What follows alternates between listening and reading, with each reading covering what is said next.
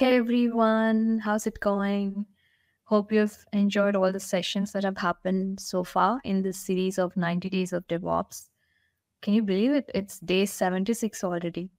So, today we'll be diving into something super exciting, the AWS Cloud Development Kit, or as if we would like to call it, the AWS CDK. Since I'm not really sure if we will be building something today using the CDK, because it's not more of a demo-based talk, I would like to keep it pretty short and concise. But before we get to the talk, I am hoping that you already have some idea about some AWS services and features. So we all know how setting up and managing infrastructure on AWS can really be tiring sometimes, especially when you're actually dealing with some complex infrastructure. So today, let's discuss if CDK can really solve that problem. But before we get started, I would like to go ahead and introduce myself.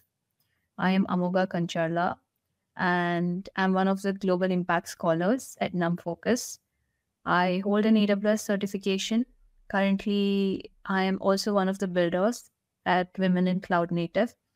It's a tech community that comprises more than 700 women globally, while also contributing to some open source projects. So you can find me on my socials under the handle @Amoga. Moving ahead, before we understand how CDK really solves the problem, but what is AWS CDK? As you can see the full form, it's a Cloud Development Kit. But what exactly is Cloud Development Kit? Okay, let's break it down. CDK is basically a toolkit or a framework that helps you define the cloud infrastructure using code. It's just like we write any other software. In a something more simpler way, it's just coding the infrastructure that you want to deploy onto the cloud. So after you define the infrastructure, what happens? So it is deployed into the cloud using the CloudFormation template. But what is a CloudFormation template? CloudFormation, as you know, is an AWS service. It helps you set up your AWS resources so that you can spend less time managing those resources and focus on building the real-time applications that you're building on AWS. So let's say you want to create a template that describes all the AWS resources that you want, like EC2 instances, for example, or S3 buckets and some objects in those buckets.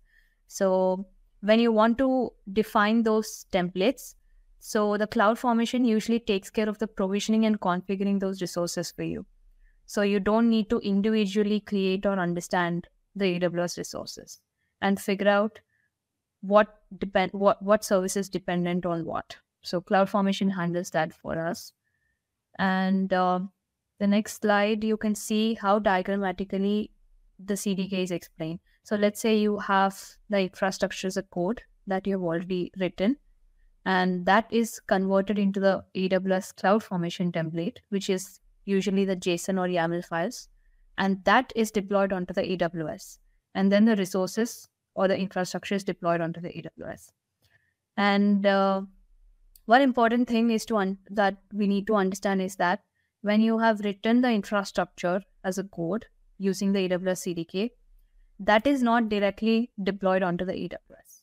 It is first and always converted into the CloudFormation templates, that is the JSON or YAML templates, and then those templates are deployed onto the AWS.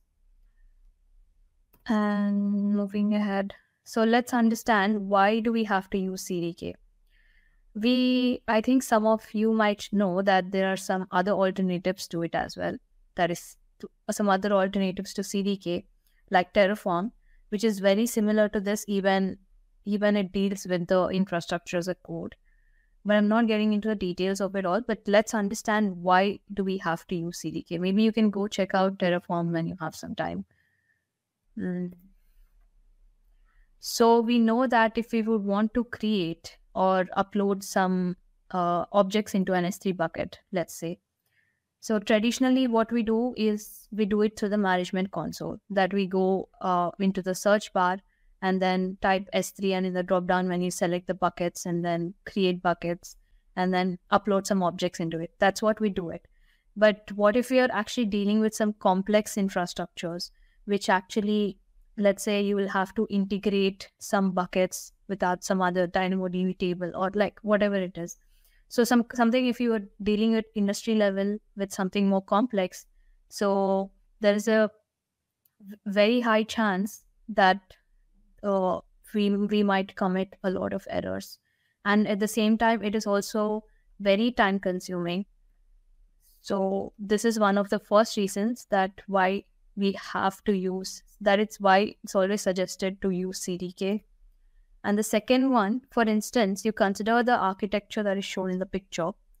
We know that if we have to do the same infrastructure or deploy the same infrastructure through the console, it's very time consuming.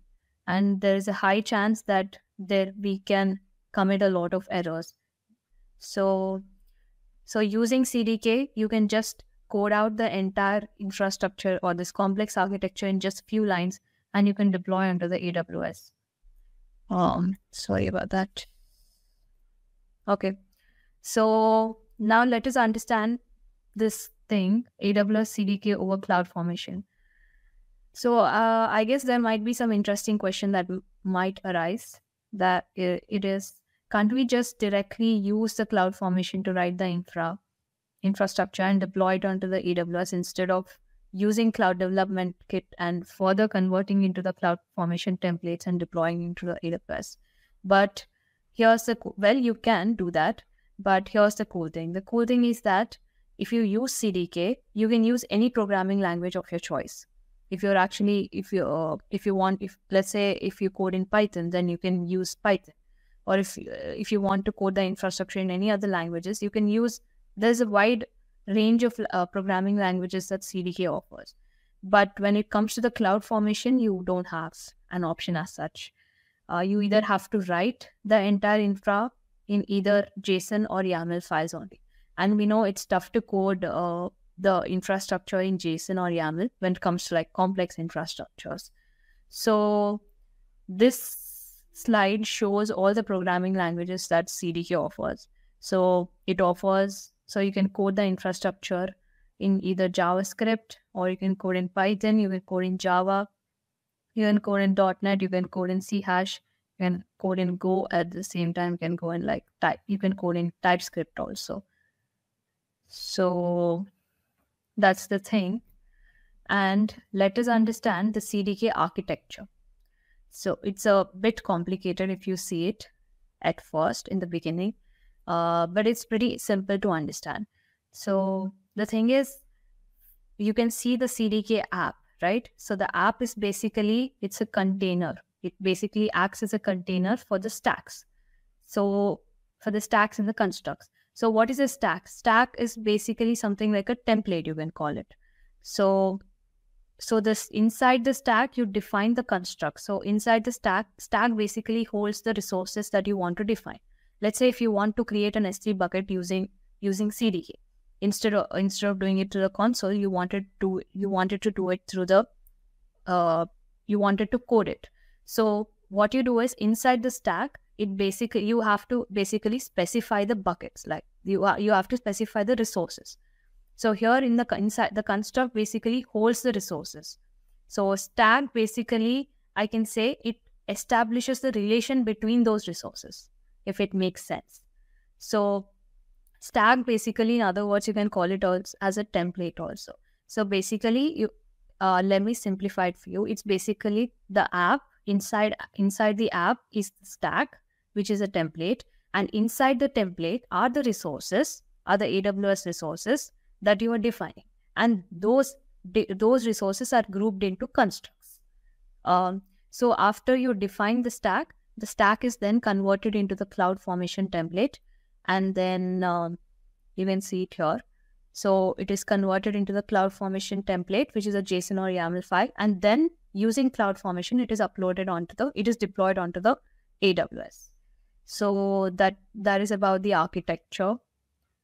And there are some points if you would like to take them down. So CDK app, it basically acts as a container for the stacks, and the stack basically gives you the relation between those resources. And constructs, basically, the resources inside the stacks are grouped into something which is called as constructs.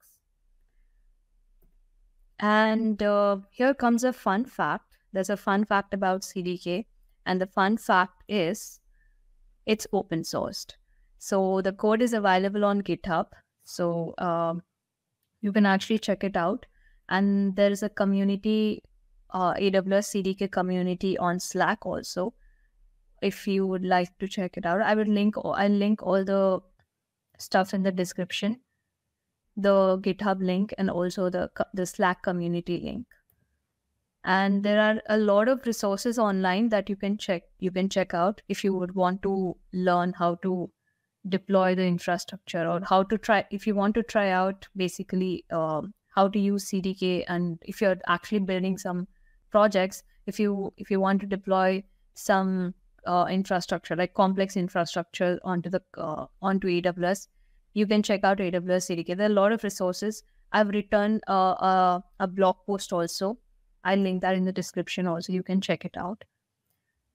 And thank you so much. And if you're still here, thank you so much for joining me today. Hope you have enjoyed this session and you had something to learn from here. I would also like to take a moment to thank Michael for all this hard work and great stuff that he's doing with the 90 Days of DevOps series.